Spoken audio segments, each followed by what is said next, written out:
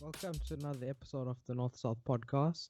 Yeah, Darren, sports. Sports is the way we're going this time. Yeah, I'm looking forward to it. Obviously, CSA is causing me the most amount of sleepless nights because, gosh, certain people calling for the complete dissolution of the board. I mean, on one side things are collapsing, on the other side they're sort of appointing the right people in the right places. So it's scary times, but yeah, looks like we're heading in the right direction in some aspects with the new appointments. yeah, it's good to see Graham Smith has been appointed as the interim director of cricket for South Africa, first director of cricket for CSA. I think that was a really good choice. It will be interesting to see because it's only for 3 months, so he doesn't really have a long time to start changing things around. But it should be enough time to kind of get something established. Yeah, we'll just have to wait and see how that all pans out. Maybe he'll stay on for longer once his Indian Premier League commitments are done. And then yesterday Mark Boucher was appointed the new cricket coach for the Proteas. Coach of Proteas, yeah. I think that's awesome. That's a really good thing to see, and it harks back to what Kevin Peterson said a few months ago when it came to speaking about the cricket South Africa and cricket in general, getting all that talent that played for so many tests and has been around for so long, get those guys back in these managerial roles and the coaching roles and that, because they know they've been there, they've done it. They know how things work. They know what winning's like. They know how to win, and they'll lead you in the right direction. If you look at all the majority of the good coaches out there, they're all previous players, and they were always, most of them are pretty good players. You look at the likes of Gary Kirsten, you look at the likes of Graham Smith, and I see Herschel Gibbs is now getting into more coaching. You've got Jonty Rhodes, that was obviously fielding wizard in his time, is now a fielding coach. And yeah, you go to Australia, Jason Gillespie is coaching now. Langer as well. Yeah, coaches. Australia. You've got the New Zealand guys. You've got Stephen Fleming as a coach. Daniel Victory is now a bowling coach for Bangladesh. So it just makes sense. So I'm glad to see it's finally happening. I don't know what took them so long, but it seems to also be a bit of politics and finances and all that kind of stuff that's got into it. I don't know. When you say finances, I don't know if it's maybe just chronic shortages within South African funding establishments, but we sort of saw it with that South African Super League. Like, I mean, the name like Paul Rocks. I know it's stupid, but I mean, it just shows like, I don't know if it shows like a lack of planning or anything like that, but it was just sort of wasn't marketed correctly. It had poor attendance. When you get, and South African stadiums are really big, so the upkeep maintenance costs are high. We don't pay our cricketers a lot in terms of international prices, but we pay our cricketers a lot in terms of rands. So once those salaries get paid and those things get upkept, I don't think there's a lot of money in the coffers to go around for CSA. And then when you got maladministration at the top, you see heads start to roll. And then you become the laughingstock of the cricket world. Thankfully, we have a very storied history with most countries in terms of touring. So they still would tour with us. But we need a shopkeep, so to speak. Oh, Darren, let there be light. Yeah. And I think it's also, from management side of things, they probably haven't been spending money in the right places and that, and they wanted to look at the restructuring of the franchise system and that, and expanding that to get more people and players and all that. I think maybe money was just spent in the wrong places. It's like from the Mzansi Super League now, it seems from what I've seen and watched and heard, it doesn't look like it's really been a great success. I think there's just so many T20 leagues out there at the moment that you're drenched with so much content in that space that you only want to watch the best. So you only want to watch the Big Bash and the Indian Premier League, and then maybe the Caribbean League, maybe. Yeah. Those three are probably the biggest and the best T20 leagues there are. The other ones, you're like, okay, if they're on and free to view, then you'll probably watch. The one in England's not too bad. That one's not too bad. It's got all the county guys in it. Yeah, it'll be interesting to see what happens next year with the 100, how that goes. But I did watch, I think it was the Dubai T10, and I watched a few games, and I actually enjoyed it. It was okay, Darren. So, what's your take on 10 over cricket then? How does this thing work now? Is it just the last 10 overs mentality, basically? Pretty much. It's guys coming in and teeing off from ball one. Instead of ball 3 or 4 or 5 as in T20, it's now ball 1. Yeah, and every single shot they want a 6. So from that point of view, it's quite exciting and intense, I would say, because it's every ball something's happening, and it's so nice that it's so quick. Hour and a half game. It's comparable to like an action cricket game. So if you can get that out on a big cricket field, and you can play, you could probably play 2 games a day and still be okay. I guess we could probably try and introduce that to the Americans. That would probably make more sense to them. It would. I watched a few games and I enjoyed it.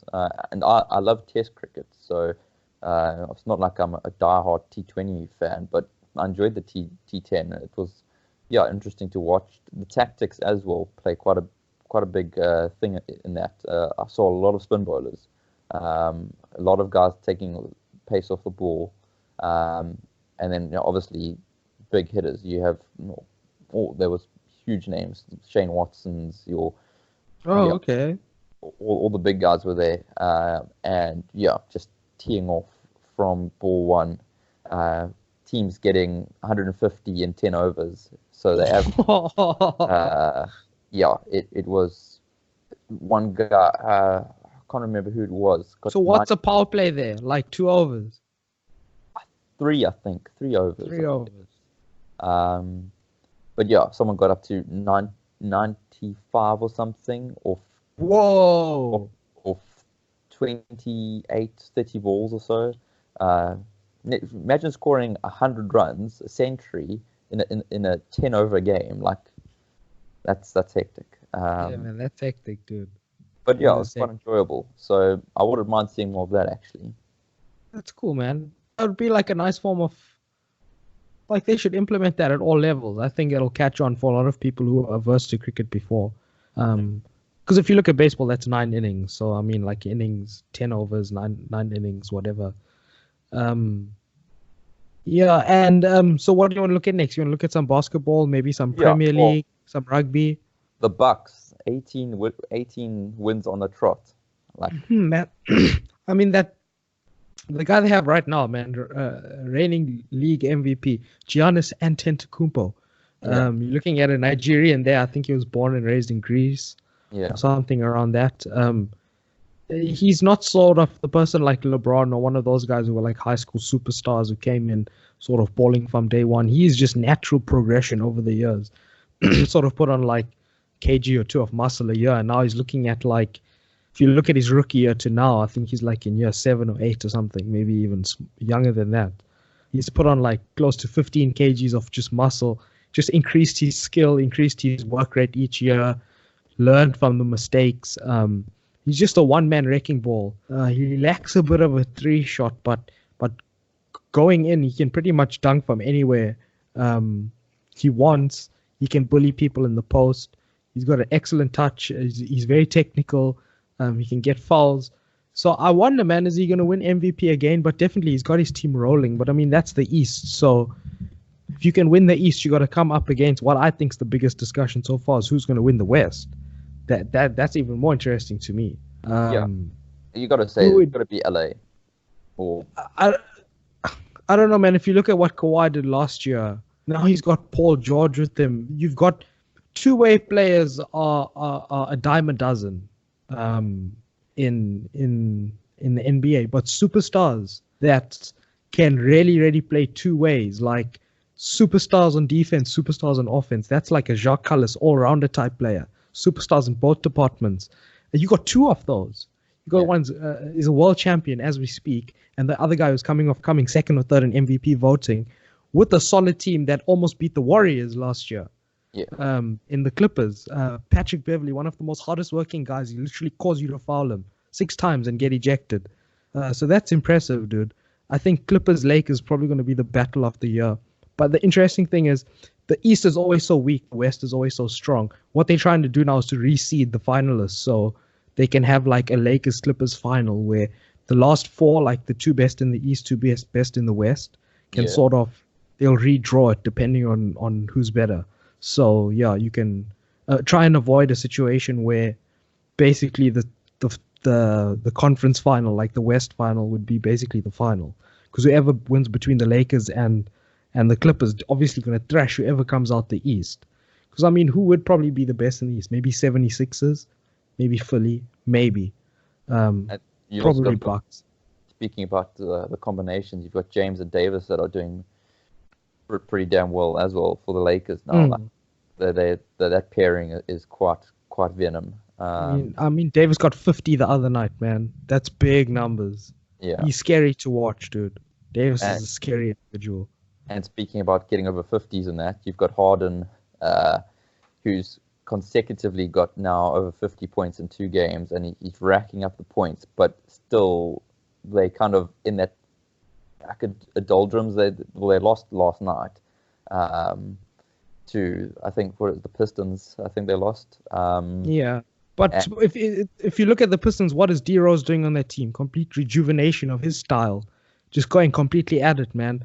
It depends, dude. If Westbrook is playing, I'd say that Rockets could take anyone in the league. But then you're also still stacking the West. That's still a yeah, Western team.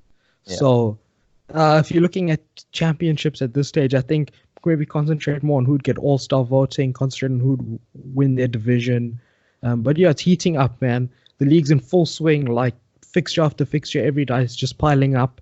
It's the people who put in consecutive wins, like Lakers. I think they had 13 or 14 in a row now. yeah. They also can't stop winning. But yeah, dude, my favorite guy in the league is Westbrook. I don't know if he played last night. Did you see him play last night? I can't remember. But he's just explosively dynamite, man. It's really good to watch.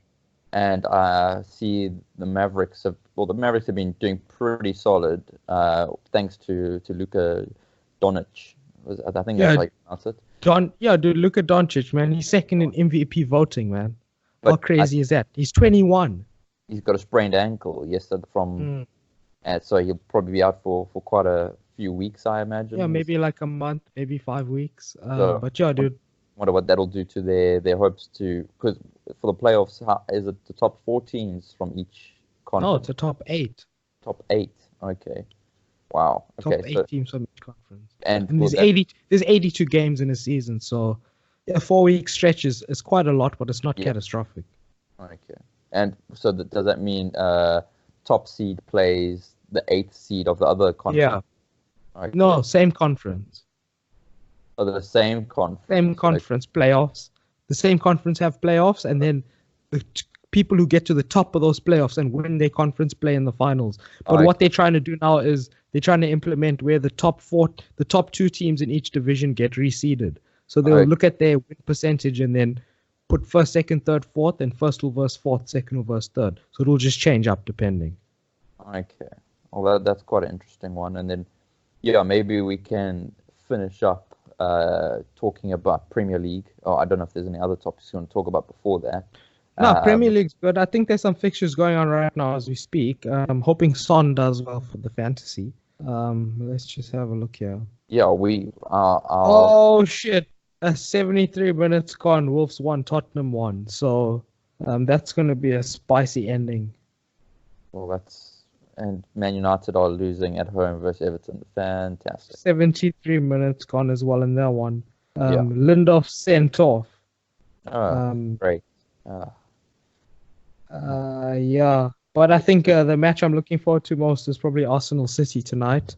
That's going to yeah, be really good. so Arsenal are going to get thumped. You Um, but hate anyway, Arsenal. uh, But yeah, if we just look at the standings quick, dude. Sheffield, man. yo, What do you yeah, say about them? that Our first guest ever, Tony Cran. He'd be very happy to see that. Or go was he a Sheffield go Wednesday fan?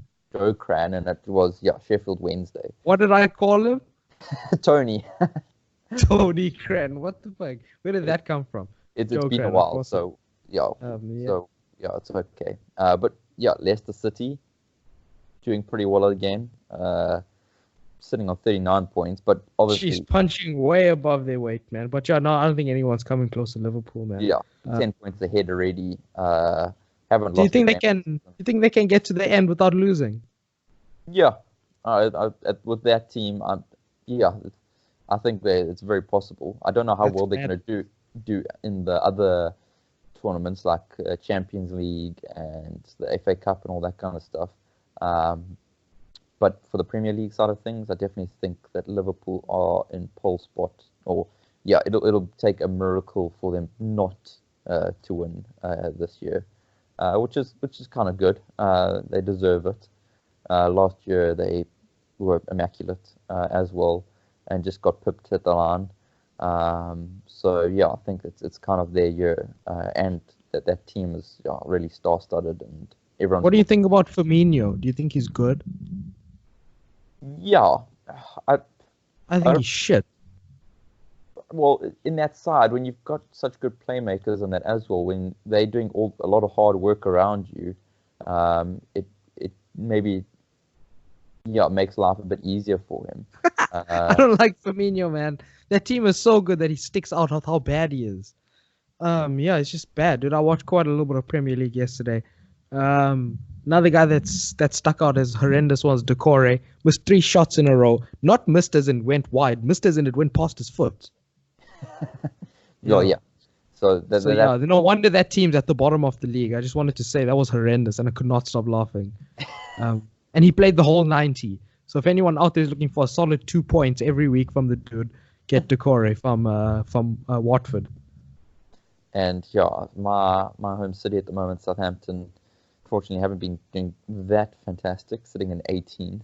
So yeah, but Danny Ings has been doing pretty well for them. So hopefully he carries on getting goals, and hopefully that'll push them up a bit out of the relegation zone. But yeah, is there anyone else you want to talk about in there? Obviously, Man United and Arsenal having a No, fantastic. I don't know. I didn't want to say anything about United. Maybe you can say something about them, or do you just want to wait till Christmas before you have a verdict on how their season's going? Yeah, well, I can tell you now it's not going great. Don't have to wait until Christmas for that. Yeah, maybe just inconsistencies everywhere. It's I don't know how if the manager's going to last that long. As we've seen, in the past 2-3 weeks or so, also didn't Emery get the sack? Ray's gone as well. They're Yeah, looking at getting Carlo Ancelotti in there, which isn't too bad. He's got Premier League experience. yeah. So So and it's not a great place for us to be sitting. Like 8th position, we should be sitting in the top 4 at least, if not challenging for the top spot. Team-wise as well, I don't know if we need some more some players to come in. I was looking at the bench today and I was like, ooh, United Everton 1-1, Darren. So they're just changing the tides ever so slightly there. maybe it's because we're speaking about them. Yeah. But yeah, maybe a really youthful bench from United. So maybe a bit of need some more players that have experience to come in. It's a difficult one to since the past few years, Man United haven't really found or clicked that well. It was only I think a couple seasons ago they actually came second or third or something like that, and we haven't had really much success since then. But yeah, and what are your feelings on Chelsea? No, dude, I'm happy with where Chelsea is, man. We've got such a young squad. Like, they really do punch above their weight. I know it sounds silly, but like I remember these guys have been on the squad since the very early days, man. Like I think when you used to play like FIFA 15 or something, and you play like a few seasons in, and the sort of young guys grow up. These were the guys that have grown up in the club and started playing. So it's there to be seen if you look back at it. I think it's good. Listen, personally, I know this is not a popular opinion, but I think Lampard's a bit young to be taking on such a job. I think you're setting him up for failure. Very rarely do you get a Alex Ferguson or Arsene Wenger situation where you get decades put on a top flight Premier League football team as a coach. So a player like Lampard would ideally be there for the next 20 to 25 years if we could keep him there. Chelsea haven't managed to do that. Even with Mourinho, 2 stints, couldn't keep him in 1. So yeah, it's sort of sad to see that they've thrust him into that role. But you might as well give it a shot. It's just scary, I guess. But yeah, Chelsea, if I'm honest, they've been spoilt with trophies. Seems like every season we get something, even though the last few seasons hasn't been exactly what we've wanted. We've had a Europa, an FA Cup here and there. But yeah, overall, very happy with the club in a rebuilding phase. So to see us at 4, it's pleasing. I'd love to get those youngsters in with some Premier League experience next season. So yeah, a little bit back and forth though with players. Just can't seem to keep form. Players like Mount, Pulisic. If you just they've shown flashes of brilliance, but they just don't seem to back that up with multiple matches. I think we've got a decent core this season with Azpilicueta. I think he's one of the best versatile backs in the world. People forget he played an entire Premier League winning season at left back, so he's immensely talented. That's the reason why he's our captain. But yeah, overall very happy with the club. And you've got a good striker up front with Tammy Abrams. Yeah, Abrams is lovely. I really don't like Giroud. Everyone who knows me knows I don't like him. So yeah, good to see him up front. Okay, well, I think that's a good spot to end our first sports-only podcast. And yeah, we'll see how things go going forward. Thanks for listening, and please remember to subscribe and follow us on our different social media pages. Catch you next time.